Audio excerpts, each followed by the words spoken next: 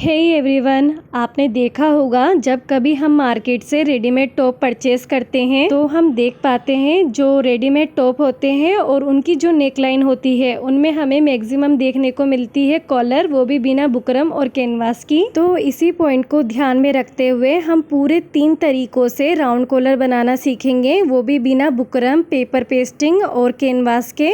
तो कॉलर बनाने से पहले हमें यहाँ पे अपने टॉप की जो बेसिक मार्किंग होती है उसे यहाँ पर करके लेना है। इसके लिए ही यहाँ पर मैंने कॉटन फैब्रिक के 2 टुकड़े लेके रखे हुए हैं और इन 2 टुकड़ों में से मैंने एक टुकड़े पर 1 इंच की ऊपर से नीचे की ओर को लाइन ड्रॉ करके ले ली है, जिसको कि हम कहते हैं बैक पल्ला उठाकर कटिंग करना। अभी हमारी जो बाकी की मार्किंग होगी वो इस लाइन से नीचे की ओर को होगी। और यहाँ पर जैसा कि आप देख सकते हैं मैंने अपना जो फ्रंट पैनल है वो इस एक लाइन के नीचे की ओर को रखा है मार्किंग के लिए। सबसे पहले हमें यहाँ पर अपने शोल्डर की मार्किंग करके लेनी है। चूंकि हम जो अपनी नेक लाइन है उसमें कॉलर ऐड करने वाले हैं तो इसलिए यहाँ पे हमें अपने फुल शोल्डर लेने हैं। इसलिए ही यहाँ पर मैं 7.5 इंच पर अपनी शोल्डर की मार्किंग करके लूंगी और फिर इसी शोल्डर पॉइंट से नीचे की ओर को आर्म होल के लिए मार्किंग करूंगी, जिसके लिए कि जितना मैंने शोल्डर लिया है उतना ही मैं आर्म होल पर भी मार्किंग करूंगी, यानी कि 7.5 इंच पर ही मैं मार्किंग करके लूंगी। और फिर इस पॉइंट को नीचे से ऊपर की ओर को स्ट्रेट लाइन से ज्वाइन करके ले लेंगे। आर्म होल मार्किंग कर देने के बाद अब बारी आती है हमारी चेस्ट लाइन के लिए,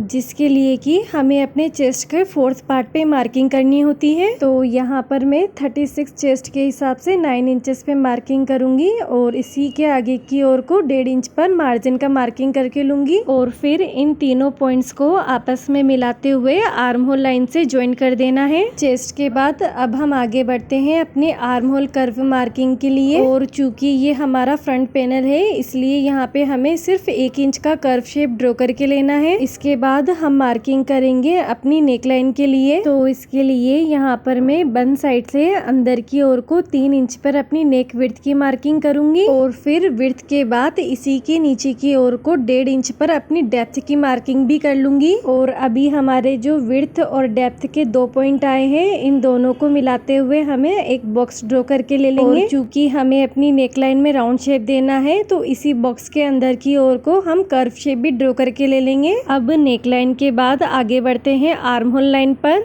तो यहाँ आर्म होल लाइन पर कॉलर नेकलाइन होने की वजह से हमें 1 इंच का शोल्डर स्लोप दे के लेना है। शोल्डर स्लोप मार्किंग के बाद अब हमें अपनी नेकलाइन पर कॉलर की मार्किंग करके लेनी है, जिसके लिए कि मैं टेप को अपनी नेकलाइन मार्किंग पे रखते हुए अपनी कॉलर की विड्थ की मार्किंग करती हुई जाऊंगी। यहाँ पर मुझे अपनी कॉलर की जो विड्थ चाहिए वो 2.5 इंच चौड़ी चाहिए, इसलिए यहाँ पर मैं 2 इंच पर अपनी मार्किंग करके ले रही हूँ। तो यहाँ पर जैसे हमने अपनी मेन नेकलाइन ड्रॉ करके ली थी उसी पे हमें टेप रखते हुए इसके बाहर की ओर को अपनी कॉलर पट्टी के लिए पूरा राउंड में मार्किंग करके ले लेना है। और यहाँ पर जो कॉलर के लिए मैंने डॉट डॉट करके मार्किंग की थी उसी पर मैंने अपना फ्रेंच कर्व रखते हुए इसे राउंड में शेप दे दी है, जिसके साथ ही हमारी फ्रंट पैनल की मार्किंग कंप्लीट हो गई है। अब बारी आती है हमारे बैक पैनल मार्किंग की। तो इसके लिए सबसे पहले हम ये जो अपनी आर्म होल लाइन है इसे ऊपर की ओर को एक्सटेंड करके ले लेंगे जहाँ तक कि हमने अपने बैक पैनल का बढ़ता हुआ फैब्रिक रखा हुआ है। और फिर इसके बाद हम अपनी नेक लाइन की जो विड्थ है उसको भी ऊपर की ओर को बढ़ाते हुए ले लेंगे। और साथ ही यहाँ बैक पैनल पे भी हम 1 इंच का शोल्डर स्लोप की मार्किंग करके ले लेंगे। यहाँ पर हमें बैक नेक के लिए जो राउंड शेप ड्रॉ करना है उसकी डेप्थ हम यहाँ पर सिर्फ 1 इंच की ही करके लेंगे। यहाँ तक की मार्किंग करने के बाद अब हम अपना ये जो फ्रंट पैनल है उसको रिमूव कर देंगे और आगे बढ़ेंगे अपने बैक पैनल के आर्म होल लाइन की मार्किंग के लिए। तो यहाँ पर भी मैं 7.5 इंच पर इसकी लाइन ड्रॉ करके ले लूंगी। और चेस्ट मार्किंग के लिए भी फ्रंट पैनल की तरह ही टोटल 10.5 इंच पर अपनी मार्किंग करके ले लेंगे। अब बारी आती है हमारे बैक आर्म होल कर्व की। तो यहाँ पर हम 1.5 इंच यानी कि 1.5 इंच पर अपना कर्व ड्रॉ करके लेंगे। इसके बाद फ्रंट पैनल की तरह ही हम अपने बैक पैनल पर भी कॉलर पट्टी के लिए मार्किंग करके लेंगे। तो बैक पैनल में भी मैं अपनी कॉलर पट्टी की जो विड्थ है वो 2 इंच पर ही रख के लूंगी और अपनी टेप को नेक लाइन मार्किंग पर रखते हुए पूरा कर्व शेप में मैं 2-2 इंच पर अपनी मार्किंग करते हुए डॉट डॉट की मार्किंग करूंगी। और यहाँ पर भी मैंने अपनी डॉट डॉट मार्किंग को और फाइन करने के लिए फ्रेंच कर्व का यूज़ किया है। और इसी मार्किंग के साथ यहाँ पे हमारे फ्रंट पैनल और बैक पैनल की बेसिक मार्किंग कंप्लीट हो गई है। अब हम इस पर कटिंग करके ले लेंगे। तो यहाँ पर मैंने फ्रंट पैनल और इसकी कॉलर, बैक पैनल और इसकी कॉलर को कट करके अलग कर दिया है। इसके बाद को अब हम आगे बढ़ेंगे अपनी मेन काम की तरफ, जो कि होगा अपनी कॉलर को रेडी करना, जिसके लिए कि मैंने अपने फैब्रिक में से विड्थ वाइज जो कि 42 से 46 इंचेस तक होता है वो पूरी पट्टी कट करके विड्थ वाइज ली हुई है। अब हम इस पट्टी को एकदम सेंटर से फोल्ड करते हुए बराबर से विड्थ वाइज मिला लेंगे। इसके बाद को हमें इस पट्टी को फिर से विड्थ वाइज ही फोल्ड करके लेना है, लेकिन इस बार पूरा नहीं बल्कि हम हाफ फोल्ड करेंगे। हाफ में फोल्ड कर देने के बाद हमें इस पट्टी को फिर से एक बार और फोल्ड करके लेना है, लेकिन बीच में इस तरीके से फिंगर रखते हुए और इस तरीके से इसको फोल्ड करेंगे। यहाँ पर हमें अपने सभी पैनल्स को बराबर में फोल्ड करके लेना है। तो देखिए लेफ्ट साइड से ये हमारा ओपन है और राइट साइड की ओर को ये पूरी तरीके से हमारा बंद है। अब मैं इसको अपनी साइड की ओर को घुमा के रखूंगी। तो ये जो 6 यानी कि 6 लेयर वाला फैब्रिक है, इसकी बंद साइड को मैंने अपनी साइड की ओर को रखा है। अब सबसे पहले यहाँ पे मैं अपनी कॉलर का जो ये फ्रंट वाला पीस है उसका बंद वाला हिस्सा अपने कपड़े की बंद वाले हिस्से पर अच्छे से सेट करके रखूंगी और साथ ही ये हिले नहीं इसलिए इसको यहाँ पर पिन अप करके भी रखूंगी। इसके बाद को अब हमें सेट करना है अपनी बैक वाली कॉलर को। तो इसके लिए हम कॉलर को इस तरीके से ऑपोजिट साइड टर्न करेंगे और फिर फ्रंट और बैक कॉलर का जो ओपन वाला हिस्सा है दोनों को आपस में अच्छे से मिलाते हुए रखेंगे। जब हम यहाँ पर बैक पैनल वाली कॉलर सेट करेंगे तो आगे की ओर को हमारा थोड़ा सा एक्स्ट्रा फैब्रिक बचकर आएगा, कि जब हम अपनी कॉलर को टॉप में ज्वाइन करेंगे उस समय इस एक्स्ट्रा फैब्रिक को कट करते हुए अलग कर देंगे। यहाँ पर बैक कॉलर को पिन से फिक्स कर देने के बाद कॉलर की बाहर की ओर को हमें राउंड में 1.25 इंच की एक मार्जिन की मार्किंग करते हुए लेना है। तो देखिए यहाँ पे मैंने 1.25 इंच के हिसाब से अपनी कॉलर से बाहर की ओर को राउंड में मार्किंग करके ले लिया है। अब हम इस मार्किंग से एक पैर अंदर की ओर को पूरी राउंड में कॉलर के हिसाब से कटिंग भी करके ले लेंगे। अब जिस तरीके से हमने कॉलर की बाहर की ओर को 1.25 इंच का मार्जिन लेते हुए कटिंग की है, उसी तरीके से हमें कॉलर के अंदर की ओर को भी आधा इंच का मार्जिन रखते हुए कटिंग कर देना है। अंदर की भी राउंड में कटिंग कर देने के बाद अब हमें कटिंग करनी है अपने बैक साइड की ओर की, क्योंकि अभी ये जो हमारी कॉलर है ये चारों ओर से जुड़ी हुई है। तो इसे अलग करने के लिए हम बैक साइड की ओर से इस पर कट लगा देंगे और फिर ये कॉलर का जो फ्रंट वाला पार्ट है इस पर भी हमें दोनों साइड की ओर को सेंटर में नॉचेस लगा के ले लेना है। और जब हम अपनी कॉलर से पिन को रिमूव कर देंगे तो हमारी कॉलर का जो लुक है वो कुछ इस तरीके से नजर आएगा। अब हम अपनी इस कॉलर में से अपनी कटी हुई बाकी की 2 कॉलर को इस तरीके से सेपरेट करके ले लेंगे। इस तरीके से यहाँ पर हमारी 3 कॉलर एक साथ कट होकर आ गई है। अभी हमें जो काम करना है वो अपनी 2 कॉलर पे करना है, इसलिए यहाँ पे एक कॉलर को हम रिमूव कर देंगे और बाकी बची हुई जो हमारी 2 कॉलर है उसको इस तरीके से नेक साइड से ओवरलैप करेंगे और फिर इसे अच्छे से सेट करते हुए इसकी नेक साइड की ओर को एक बूट की सिलाई दे देंगे राउंड में। और यहाँ नेक लाइन पर मैंने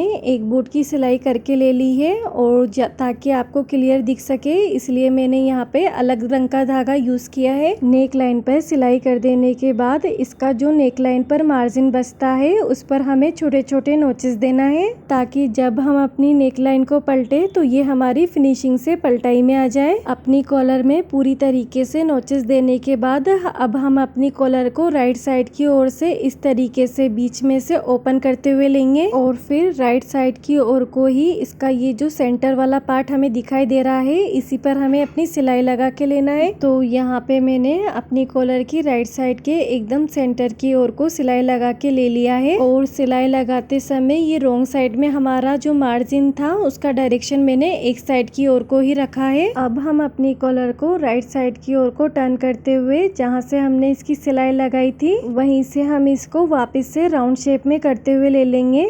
ये जो सेंटर वाली सिलाई हम लगाते हैं उसी की वजह से ये जो हमारा नेकलाइन का शेप है ये बहुत ही फिनिशिंग के साथ हमारा राउंड शेप में आके बैठता है। तो आप भी जब कॉलर बनाए तो इस सेंटर वाली सिलाई को देना बिल्कुल ना भूलें। यहाँ पर हम कॉलर को अच्छे से फिनिशिंग देने के लिए कॉलर को हम एक बार फिर से आयरन करके ले लेंगे। कॉलर में आयरन कर देने के बाद अब हमें फिनिशिंग करनी है अपने कॉलर की बॉटम की। तो जिस तरीके से हमने अपनी कॉलर की नेक लाइन को फिनिशिंग दी है उसी तरीके से हमें अपनी कॉलर की बॉटम को भी फिनिशिंग दे के लेना है, जिसके लिए कि हमें यहाँ पे जरूरत पड़ेगी अपनी इस कॉलर की जिसे हमने पहले रिमूव कर दिया था। यहाँ पे हमारी इस कॉलर की और इस वाली कॉलर की दोनों का जो साइज है वो बराबर है। और यहाँ पर हमारी ये जो रेडी की हुई कॉलर जो है, अगर यहाँ हम इसका बॉटम साइड देखें तो यहाँ पर आपको इसके 2 पल्ले नजर आएंगे, जिसमें से कि हमें एक पल्ले को तो टॉप में ज्वाइंट करना है और दूसरे जो पल्ला है उसको फिनिशिंग देनी है। और जैसा कि आपने देखा है हमने अपने कॉलर का ये जो नेक साइड का हिस्सा है उसकी तो फिनिशिंग कर दी है, जिसकी वजह से हमें दूसरी वाली कॉलर का जो नेक साइड का हिस्सा है इसमें हमें कोई काम नहीं है। हमें जो काम रहेगा वो रहेगा इसके बॉटम की साइड की ओर से। इसलिए यहाँ पे हम अपनी इस रेडी की हुई कॉलर को साइड में रख देंगे और इस वाली कॉलर पर अपनी काम करेंगे। तो सबसे पहले हम इस कॉलर का ये जो बॉटम वाला हिस्सा है यहाँ पे हमें 1 इंच का राउंड में मार्किंग करके लेनी है। तो देखिए यहाँ पर मैंने बराबर से 1 इंच पर अपनी मार्किंग करके ली है।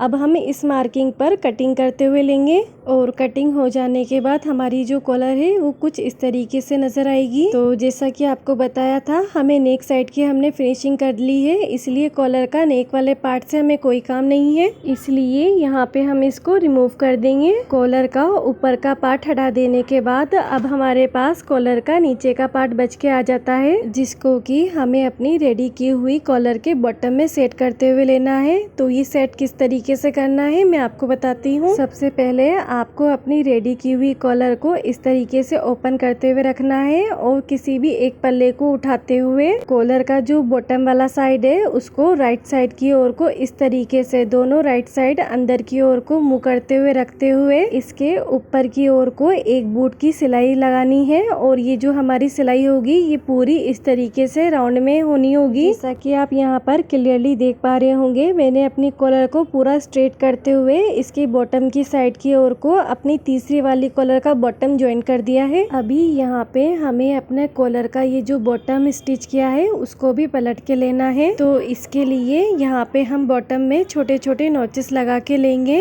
ताकि हमारा बॉटम फिनिशिंग से पलटाई में आ जाए। नॉचेस लगा देने के बाद अब हमें अपनी कॉलर का जो बॉटम है उस पर सेंटर की सिलाई करके लेनी होगी। और जैसा कि आप पहले ही जानते हैं हमारी ये जो सेंटर वाली सिलाई होती है ये बीचों बीच होती है और साथ ही राइट साइड की ओर को होती है। तो यहाँ पर हम सेंटर की सिलाई करके ले लेंगे। सेंटर की सिलाई दे देने के बाद ये जो हमारी कॉलर के बॉटम में पट्टी बाहर की ओर को निकली हुई है उसे हम इस तरीके से अंदर की ओर करते हुए सेट करेंगे। तो यहाँ पे हमारी कॉलर राइट साइड की ओर को टर्न होकर आ गई है। अब हम सिलाई में अच्छे से दबाव देने के लिए नेक लाइन की साइड की ओर को एक बूट की सिलाई दे देंगे और इसी तरीके से कॉलर के बॉटम में भी राउंड में एक बूट की सिलाई दे देंगे। तो यहाँ पर आप व्हाइट धागे की सिलाई की वजह से क्लियरली देख पाएंगे हमने अपनी कॉलर के नेक साइड की ओर को और नीचे बॉटम की साइड की ओर को एक एक बूट की सिलाई देते हुए इसे राउंड में फिनिशिंग दे दी है। अब आप देखिए जब हम अपनी कॉलर के किसी भी एक पैनल में फोल्डिंग कर देते हैं तो कॉलर का जो दूसरा वाला पैनल होता है वो ऑटोमेटिकली थोड़ा सा एक बूट के बराबर बाहर की ओर को नजर आता है। तो यहाँ पर ये जो हमारा एक्स्ट्रा मार्जिन बचता है इसी को हमें कॉलर में सिलाई लगाते हुए जोड़ना रहता है। अभी यहाँ पर मैंने अपने फ्रंट और बैक पैनल को शोल्डर से ज्वाइन करके ले लिया है और इसी के साथ यहाँ पे मैंने अपने टॉप का जो बैक पैनल है उस पे मैंने 3 इंच का एक कट भी लगा के ले लिया है। लेकिन यहाँ पे मैं अपने इस स्लिट को फिनिशिंग नहीं दूंगी क्योंकि ये हमारा सिर्फ डेमो पीस है। अभी हम अपने इस पीस को रॉन्ग साइड की ओर को टर्न करके रख देंगे क्योंकि यहाँ पे हमें टॉप के नेक लाइन में अपनी कॉलर ज्वाइन करके लेना है, जिसके लिए कि मैंने अपनी कॉलर का जो सेंटर है उसमें पहले से ही नॉच लगा के लिया हुआ है। अभी हम जो अपना बॉडी वाला पार्ट है इसके सेंटर में भी एक नॉच लगा देंगे और फिर कॉलर को टॉप के नेक लाइन में अच्छे से राउंड में स्टिच करते हुए ले लेंगे। तो यहाँ पे मैंने अपनी टॉप का नेक लाइन और कॉलर को आपस में पूरी तरीके से राउंड में एक बूट की सिलाई देते हुए स्टिचिंग दे दी है। अब हम अपने टॉप को राइट साइड की ओर को टर्न करेंगे और राइट साइड की ओर को नेक लाइन की तरफ की ओर को आपको ये जो सिलाई मार्जिन दिख रहा है इसको ही छुपाते हुए हम अपनी ये जो सेकंड वाली कॉलर है जिसके हमने स्टार्टिंग में फिनिशिंग करके ली थी, इसी पैनल को अपने मार्जिन के ऊपर ओवरलैप करते हुए इस पर एक किनारे की सिलाई लगा देंगे और ये सिलाई भी हमारी राउंड में होकर आएगी। कॉलर को राउंड में सिलाई दे देने के बाद ये जो कॉलर के एंड है इनको अब हमें फिनिशिंग करनी है। तो इसके लिए यहाँ आप देख पाएंगे मैंने कॉलर का जो एंड है उसको अभी पूरी तरीके से स्टिच नहीं किया है। अभी हमें कॉलर का जो एंड है उसे इस तरीके से अंदर की ओर फोल्ड करना है और उसी के बाद इसके एंड्स को स्टिच करके लेना है। तो यहाँ पर मैंने कॉलर्स के ये जो दोनों एंड्स है उसको इस तरीके से सिलाई करते हुए फिनिशिंग दे दी है। अब आप यहाँ पर कॉलर की बैक साइड की ओर को बटन और लूप लगा सकती है या फिर डोरी लगाते हुए या फिर जिप लगाते हुए इसको फिनिशिंग दे सकती है। और इसी के साथ यहाँ पे हमारी ये जो राउंड कॉलर है ये पूरी तरीके से कंप्लीट हो गई है। और जब मैं अपने पैटर्न को राइट साइड की ओर को टर्न करके रखूंगी तो आप इसका लुक देख पाएंगे और जितनी फिनिशिंग से ये आगे की ओर को तैयार हुई है उतनी ही फिनिशिंग से ये बैक साइड की ओर को भी तैयार हुई है। तो यहाँ पे आप यही तरीका रखते हुए जिस हिसाब से आप चाहे 1 इंच 1.5 इंच या 2.5 इंच के हिसाब से अपनी कॉलर को रेडी कर सकती हैं। इसके बाद अब हम आगे बढ़ते हैं अपनी दूसरी कॉलर की तरफ। इसके लिए यहाँ पे मैंने अपनी कॉलर को और बॉडी पार्ट को कट करके रखा हुआ है। अभी हमें जो काम करना है वो अपनी कॉलर पर करना है, इसलिए अपना ये जो बॉडी पार्ट है उसे यहाँ पे रिमूव कर देंगे। अब हम कटिंग करेंगे अपनी कॉलर के लिए। तो यहाँ पे मैं अपनी फ्रंट और बैक कॉलर के लिए फैब्रिक सेट करके लूंगी। सेकंड पैटर्न में हम जो कॉलर निकाल रहे हैं वो सिर्फ हमें 2 ही कॉलर निकालनी है, इसलिए हम यहाँ पे अपने कपड़े को 4 फोल्ड करके लेंगे। तो इसके लिए मैं फैब्रिक को एक बार विड्थ वाइज और एक बार लेंथ वाइज सेट करके लूंगी, जैसा कि हम 4 फोल्ड्स के लिए नॉर्मली करते हैं। अभी हम इस वाली कॉलर में भी कॉलर का बंद वाला साइड और कपड़े का बंद वाला साइड एक साइड की ओर को रखते हुए सेट करेंगे और यहाँ पर भी बैक वाली जो कॉलर होगी उसको ऑपोजिट सेट करते हुए हम इसको भी फैब्रिक पर सेट कर लेंगे। दोनों कॉलर सेट हो जाने के बाद हम कॉलर के बाहर की ओर को आधा इंच का राउंड की एक मार्जिन की मार्किंग करते हुए लेंगे। तो पिछली बार जिस तरीके से हमने 1.25 इंच पे अपनी मार्किंग की थी उसी तरीके से यहाँ पे हमने आधा इंच पे अपनी मार्जिन की मार्किंग की है। अभी हम इस मार्किंग पर भी कटिंग कर देंगे। जिस तरीके से कॉलर के बाहर की ओर को आधा इंच का मार्जिन रखते हुए कटिंग की है उसी तरीके से आधा इंच का अंदर की ओर को भी मार्जिन रखते हुए कटिंग करना है। इसके बाद पहली कॉलर की तरह ही यहाँ पे हमारी दूसरी कॉलर भी पूरी तरीके से बंद है, इसलिए यहाँ पर हम बैक साइड से इसे एक कट देते हुए इसको ओपन कर लेंगे। तो यहाँ पे हमारा 4 फोल्ड में फैब्रिक होने की वजह से हमारी जो कॉलर है वो 2 पीस में रेडी होकर आई है। अभी यहाँ पर भी हम पहली कॉलर की तरह ही दूसरी कॉलर में भी इसकी नेक लाइन को पहली कॉलर की तरह ही फिनिशिंग देके के रेडी करेंगे। तो यहाँ पे हमने अपनी कॉलर की जो नेक लाइन है उसको तो रेडी कर लिया है, लेकिन इसके ये जो 2 पैनल है इसको अभी रेडी नहीं किया है। तो अब आप ये देखिए कि हम इसको किस तरीके से अपने टॉप में ज्वाइन करके लेंगे। यहाँ पर मैंने कॉलर ज्वाइन करने से पहले अपने टॉप के जो शोल्डर है उसको ज्वाइन करके ले लिया है और साथ ही इसकी बैक साइड की ओर को 3 इंच का स्लिट भी दे दिया है और फ्रंट साइड की ओर को एक सेंटर मार्किंग भी करके ले ली है। पहले वाले टॉप में हमने ये जो कॉलर ज्वाइन की थी वो रॉन्ग साइड की ओर को की थी, लेकिन इस वाले टॉप में हम जो कॉलर ज्वाइन करेंगे उसे राइट साइड की ओर को ही करके लेंगे। तो ये जो हमारी कॉलर का सेंटर पॉइंट है इसे हम अपने टॉप के सेंटर पॉइंट से मिलाते हुए इस पर राउंड में स्टिचिंग दे देंगे और दोनों पैनल को एक साथ ही हम नेक लाइन से जोड़ते हुए जाएंगे। तो देखिए ये टॉप का मैंने रॉन्ग साइड की ओर को करके रखा हुआ है और इसका ये जो मार्जिन है ये पूरा हमारा रॉन्ग साइड पर आया है, जिसे कि हम बाद में पीको से फिनिश कर देंगे। और राइट साइड की ओर से हमारा टॉप का जो लुक है वो कुछ इस तरीके से आया है। अभी हमें यहाँ पर एक छोटा सा काम और करके लेना होगा। जैसे हमने अपनी नेक लाइन में एक बूट की सिलाई लगाई है, उसी तरीके से अपनी कॉलर के बॉटम की ओर को भी अंदर से अपने मार्जिन को ऊपर करते हुए एक बूट की सिलाई लगानी है। तो जब हम कॉलर के बॉटम में अपनी एक बूट की सिलाई लगा देंगे तो हमारी कॉलर यहाँ पर फिनिशिंग से बैठ जाएगी और साथ ही इसका जो लुक है वो हमारे रेडीमेड कॉलर में जो टॉप्स आते हैं उसी की तरह लगेगा। और अभी मैं आपको अपने टॉप का जो लुक है वो रॉन्ग साइड से बताऊं तो यहाँ पे मैंने कॉलर का जो मार्जिन है वो कॉलर की साइड की ओर को यानी कि ऊपर की साइड की ओर को करते हुए ही अपनी ये राउंड में स्टिचिंग लगाई है। सेकेंड कॉलर कंप्लीट हो जाने के बाद अब हम आगे बढ़ते हैं अपनी थर्ड कॉलर की तरफ, जिसके लिए मैंने टॉप का ये बॉडी पार्ट और ये कॉलर यहाँ पर कट करके रखे हुए हैं। और जिस तरीके से हमने अपने सेकंड वाले पैटर्न में कॉलर कट की थी उसी तरीके से यहाँ पर भी मैंने 2 कॉलर कट करके रखी हुई है, जिससे कि हम एक दूसरे पर ओवरलैप करते हुए इसे नेक लाइन से फिनिशिंग दे देंगे। तो यहाँ पर जिस तरीके से मैंने अपनी पहली वाली कॉलर में नेक में फिनिशिंग दी थी उसी तरीके से नेक में फिनिशिंग दे के ले लिया है इसको। अब ये जो कॉलर के बॉटम के 2 पार्ट्स है, इसमें से हमें एक पार्ट को तो अपने टॉप में ज्वाइन करना है और दूसरे पार्ट को हमें फिनिश करके लेना है। तो कॉलर के बॉटम को फिनिशिंग देने के लिए यहाँ पे मैंने ये ओरेब में पट्टी कट करके रखी हुई है, जिसे कि मैं अपने कॉलर के दोनों में से किसी भी एक पैनल में राइट साइड अंदर की ओर को मुंह करते हुए इस तरीके से एक बूट की सिलाई देते हुए पूरे राउंड में ज्वाइन करके लूंगी। जिस तरीके से हमने पहली वाली कॉलर में हमने तीसरे नंबर की कॉलर का जो बॉटम है उसे ज्वाइन किया था, उसी तरीके से यहाँ पे मैं राउंड में ओरेब पट्टी को ज्वाइन करके ले रही हूँ। तो यहाँ पे देखिए यहाँ पे मैंने कॉलर के बॉटम में ओरेब पट्टी को ज्वाइन करके ले लिया है। अभी मैं अपनी ओरेब पट्टी को कॉलर की साइड ही पलट के रखूंगी और ये जो इसका राउंड में मार्जिन है उस पे नोचेस लगाऊंगी।